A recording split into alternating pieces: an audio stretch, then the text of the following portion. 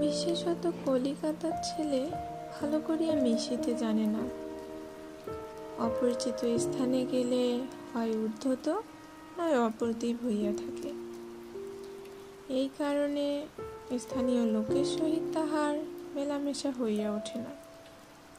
অথচ হাতে কাজ অধিক নাই। কখনো কখনো দু একটা কবিতা লিখিতে চেষ্টা করেন। তাহাতে এমন ভাব ব্যক্ত করিয়াছেন যে সমস্ত দিন তরুপল্লবের কম্পন এবং আকাশের মেঘ দেখিয়া জীবন বড় সুখে কাটিতেছে।